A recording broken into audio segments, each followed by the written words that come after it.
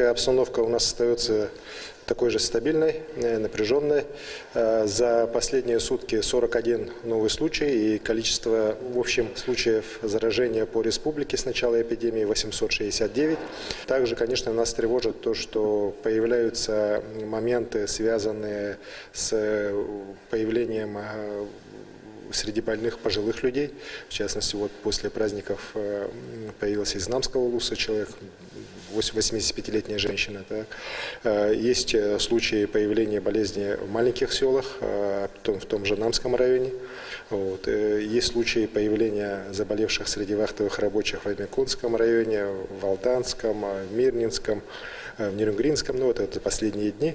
Все, в принципе, случаи локализованы, выявлены. Вместе с тем это говорит о том, что работа с недропользователями, которые массово завозят вахту, конечно, должна усиливаться, и контроль должен быть усилен со стороны и правительства, и Роспотребнадзора, и самих работодателей по тем людям, которые приезжают в республику на те или иные работы, чтобы не было у нас случаев такого широкомасштабного заражения, которые наблюдались ранее. За сутки у нас, за выходные у нас 43 человека выписалось, полностью выздоровевших из больницы. Я думаю, что таких у нас будет больше.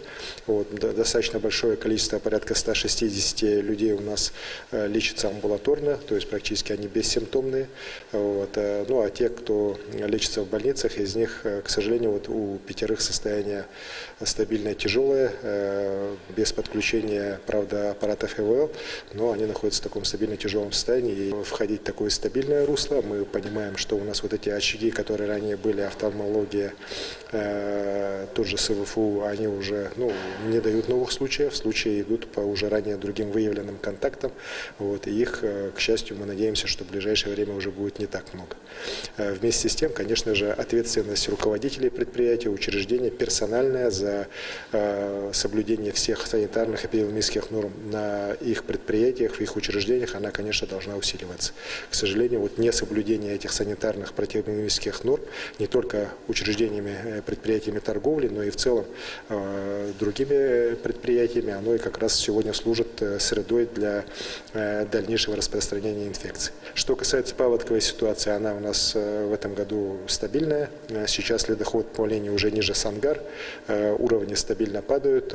Мы не видим сегодня особых каких-то проблем по продвижению ледохода дальше. Что касается Алдана, мы ожидаем завтра, послезавтра выход уже его тоже в устье. Сейчас он идет ледоход в районе Дыгдала. Но в целом, хотя уровни высокие, но, конечно, не такие критические, какие они могут быть именно в этом районе. Вот. Вилюй тоже со дня на день выйдет в устье. Сегодня самая такая напряженная традиционная обстановка у нас начинает складываться на Колыме. Сейчас ледоход идет в районе Зырянки, уровни высокие, близкие к критическим. Традиционно затопило взлетно-посадочную полосу аэропорта.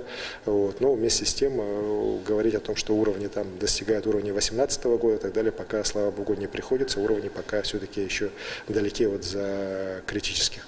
Оперативные группы МЧС и республиканских ведомств, они переброшены, находятся уже и в Зырянке, и в Среднеколымске. Необходимый объем взрывчатых веществ для проведения работ в тех районах, где традиционно на Колыме у нас затор бывает, в районе Среднеколымска, тоже на месте создан.